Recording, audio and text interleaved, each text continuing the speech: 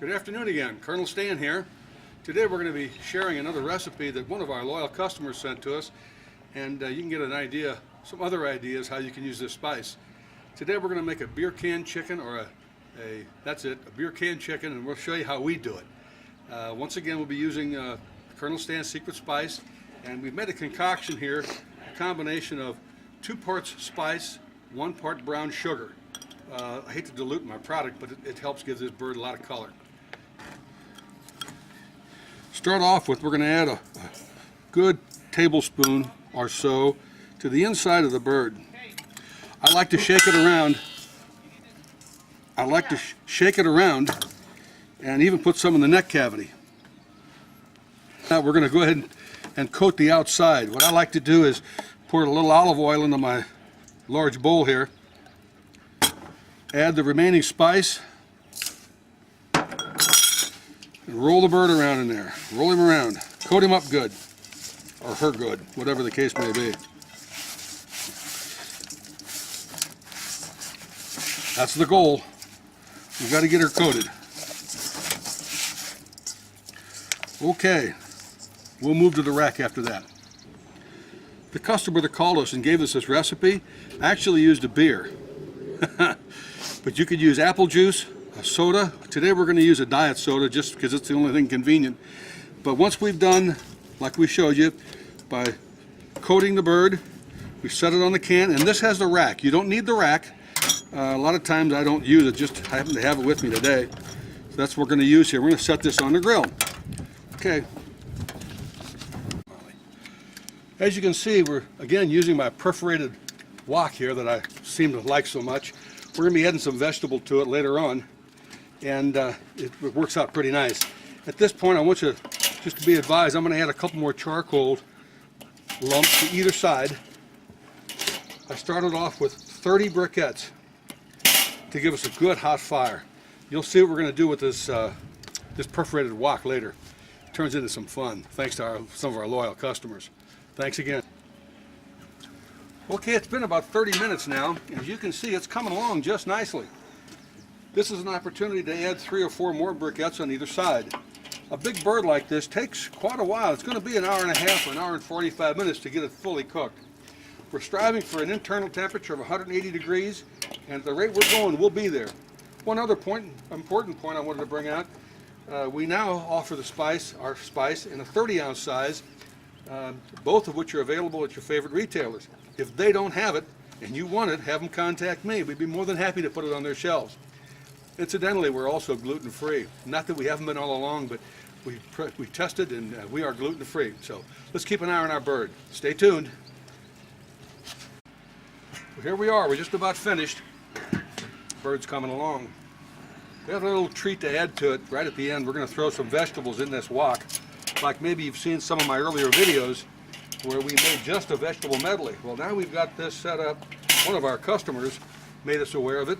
It ends up, it's the whole meal, including the vegetables, right around that perforated wok. This is one of the last parts of this whole concoction we put together here today. It's a vegetable medley. We made it on one of our earlier segments, and we felt, or this other customer we had felt it was a good idea to go ahead and include it as part of this beer can, or this beer can chicken. I spray it with a little bit of olive oil.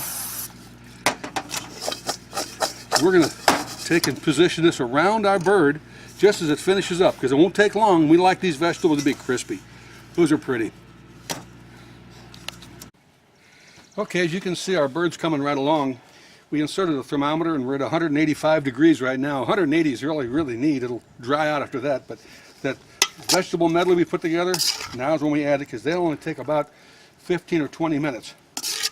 This is the part that really finished it off. It added all the vegetables around our chicken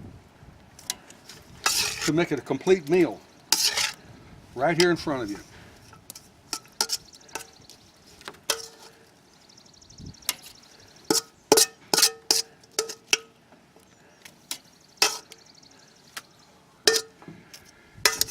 This concoction we threw on here is red peppers, green peppers, yellow, orange, some little cocktail tomatoes, mushrooms, zucchini, and onion.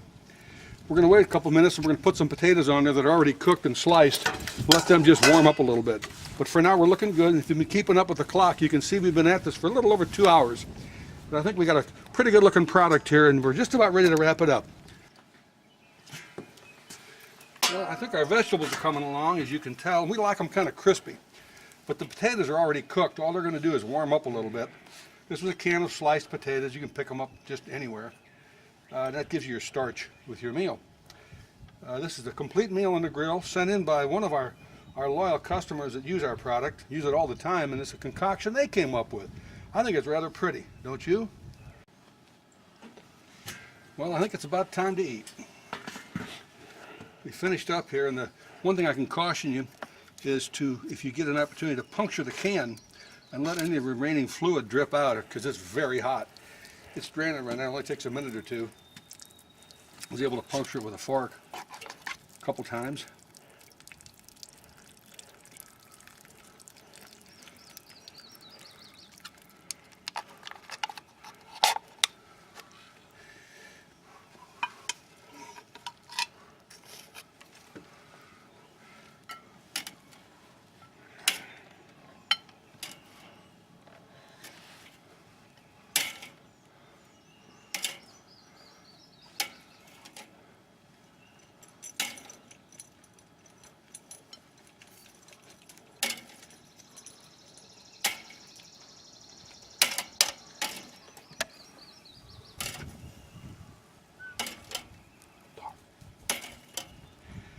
Pretty well wraps it up. Remember, we started with about a 4-pound chicken, which is probably a little bit larger than I like. That's all I could find.